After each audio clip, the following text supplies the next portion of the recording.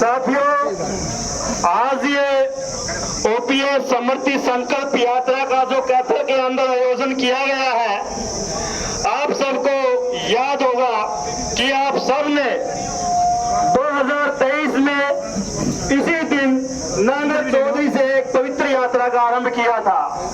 वो यात्रा थी ओपीएस का संकल्प। और मैं यहाँ सीआईडी आईबी के माध्यम से बता देना चाहता हूँ कि यात्राएं कभी खत्म नहीं होती। यात्राएं जब तक यात्री मंजिल पर नहीं पहुंच जाता तब तक यात्राएं खत्म नहीं होती। हमने वो जो 24 जून को पंचकुला के अंदर माननीय राज्यपाल जी को ज्ञापन दिया था और उनसे निवेदन किया था कि हम सब कर्मचारियों की पुरानी पेंशन बहाली की मांग को राज्य सरकार से लागू करवाने का कष्ट करें। लेकिन साथियों, आप सबके आंदोलन और आप सबके दबाव के कारण आप सबने देखा होगा कि जो बीजेपी सरकार ये कहती थी कि ओपीएस में हजारों कमियां थी लेकिन एनपीएस सबसे बड़ी थी, उसी में बीजेपी ने कमियां बताकर यूपीएस लाने का काम किया। यहाँ पर आपकी जीत हो गई। लेकिन हम यहाँ रुकने वाले नहीं है, हम यहाँ रुकने वाले नहीं है। हमारी लड़ाई बहुत लंबी है।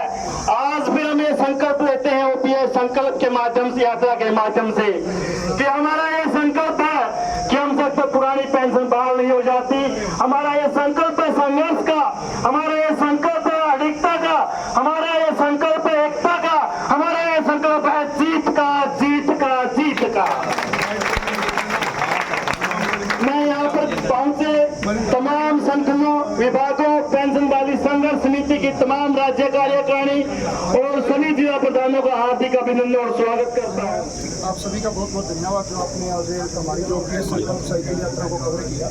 और आज हमने शहीदी स्मारक कैथल पर शहीदों को नमन करते हुए, चाहे शहादत हमारे देश के लिए हमारे सैनिकों ने दी हो, चाहे शहादत हमारे देश को आज़ाद करवाने के लिए हमारे पूर्वजों ने दी हो, चाहे शहादत पूंजीवाद से निकलने के लिए हमारे पुराने बुजुर्गों ने शहादत दी, उनको नमन करते हुए हमने साइकिल संकल्प यात्रा निकाली।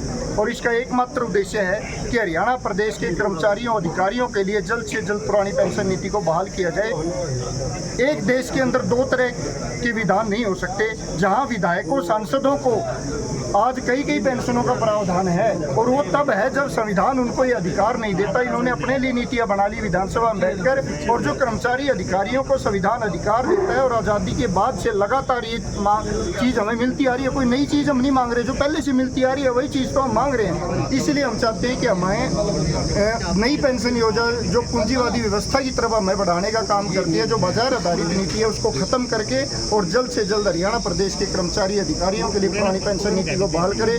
सरकार बार बार एक बहाना देती है कि वित्तीय भार इससे बढ़ेगा। मैं मुख्यमंत्री जी से आपके माध्यम से एक सवाल करना चाहता हूँ, प्रधानमंत्री जी से एक सवाल करना चाहता हूँ।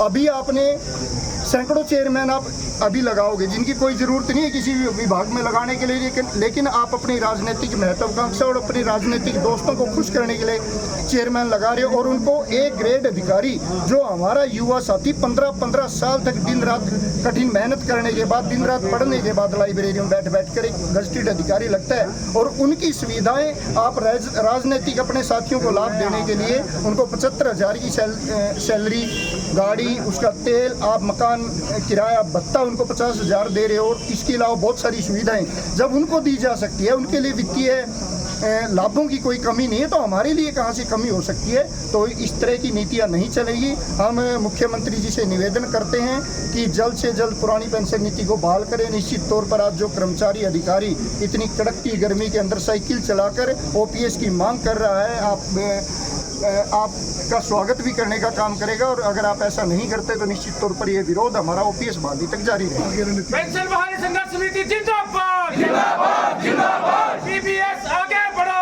आगे हमारे साथ है। आज हमने कैथल से ओपीएस संकल्प साइकिल यात्रा निकालकर ओपीएस आंदोलन की पुनः शुरुआत की है।